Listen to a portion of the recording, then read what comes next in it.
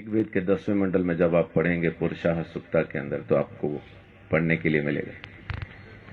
परमेश्वर को पहचाने कैसे कि वो मेरे लिए मर रहा है, उसके बारे में लिखा है कि अश्वमेघ यज्ञ का घोड़ा जिस तरह से अलग किया जाता है, वैसा ही वो पुरुष भी जब बलि किया जाएगा अलग किया जाएगा, और उसके सिर पे कांटों का गुच्छा सिर्फ इसलिए रखा जाएगा ताकि आप पहचान पाएं ये है वो मुक्तिदाता जो मेरे लिए मरता है।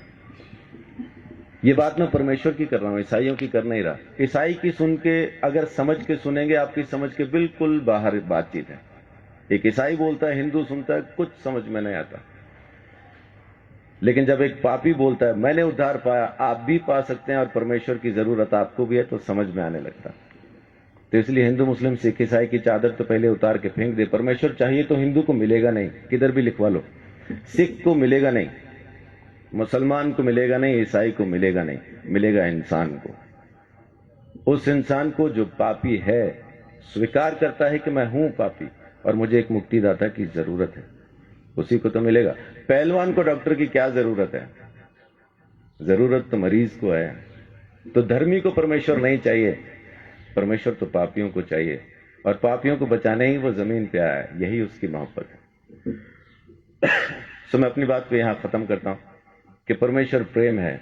बाइबल के अंदर लिखा है, पहला यूहन्ना की पत्री में 4 अध्याय में लिखा है कि परमेश्वर प्रेम है। उसके प्रेम को समझेंगे तो आप अपने पापों से मुक्ति पा सकेंगे। दोबारा जन्म होना नहीं है आपका। माफ कीजिए, एक चीज ये छोटी सी क्लियर करके मैं अपनी बात को खत्म करूंगा, क्योंकि अपन को शैतान ने एक वहम में डाला हुआ है कि इस जन्म में नहीं तो अगले में मुक्ति हो जाएगी, इसलिए अपन आराम से बैठे। कहने वाले ने कहा था काल करे सो आज कर, आज करे सो अब, पल में प्रलय होगी, बहुरी करेगा कब। लेकिन शैतान ने बोला आज करे सो काल कर, काल करे सो परसों। इतनी जल्दी क्या पड़ी है जब जीना है बरसों। बच्चे, आपका नाम क्या है? ध्रुव। आपके बच्चे कहां हैं? अजीब सवाल है। उम्र क्या है आपकी? 9 साल के बच्चे से मैं पूछ रहा हूं कि आपके बच्चे कहां हैं? आम के पेड़ पे जो मई जून में आम लगने हैं, इस वक्त कहां है? बहुत बहुत शुक्रिया। गुरुजी कहते हैं आम में, उसी पेड़ में वो आम है जो मई जून में दिखाई देंगे। तो ध्रुव के बच्चे कहां हैं? ध्रुव में।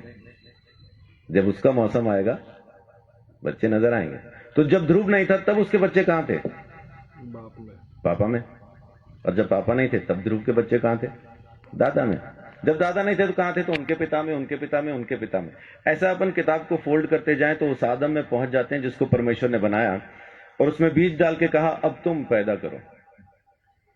हर जानवर को, हर प्राणी को, हर चीज को परमेश्वर ने बीज के साथ बनाया और आज्ञा दी अब तुम पैदा करो। तो जब परमेश्वर ने आदम को बनाया, हम आदम में थे। जब परमेश्वर ने आदम को यह आज्ञा दी ये फल न खाना, तब हम आदम में थे।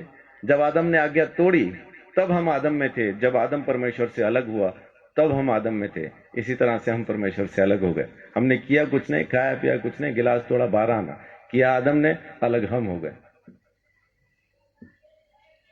वेदों में लिखा है कि बच्चा पैदा होते ही पाप के हाथ में सौंप दिया जाता, पैदा होते ही पापी हो जाता, कारण उसका बीज पापी है। एड्स जिस माँ बाप को है, बच्चा पैदा करेंगे एड्स की बीमारी के साथ पैदा होना।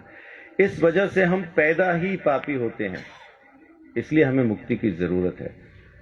और अगर मुक्ति हम खुद ले सकते होते तो मुक्ति दाता शब्द कभी आता नहीं। देने वाला हमको जरूर चाहिए, वो एक ही है। परमेश्वर ने हमारे लिए मुक्ति का रास्ता खोला, स्वयं हमारे लिए बलिदान दिया ताकि हम हमारे गुनाह से आजाद हो जाएं। ये उसकी मोहब्बत नहीं तो और क्या है। तो उसकी मोहब्बत से आप अभी इसी वक्त मुक्ति पा सकते हैं। आपको जन्मों का इंतजार करना नहीं, क्योंकि यही एक जन्म है, दोबारा होगा नहीं। आज के बाद दोबारा हम कभी पैदा नहीं होंगे। ये पहला और आखिरी जन्म है। मुक्ति मिलेगी तो अब, नहीं मिलेगी तो कभी नहीं। तो परमेश्वर प्रेम है, उसके प्रेम को समझें, उसके दिए हुए उद्धार को समझें।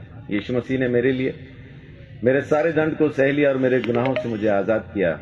ये काम उसने आपके लिए भी किया है, बस आपको स्वीकार करना है। परमेश्वर आप सबको बहुत आशीष दे। बड़ी बात है।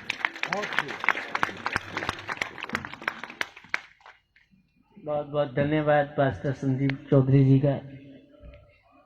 मेरे सवाल का इन्होंने बड़े सरल रूप में उत्तर दे दिया, और अगर यही चीज हम सभी के समझ में आ जाए तो हमारा भटकाव खत्म हो जाए।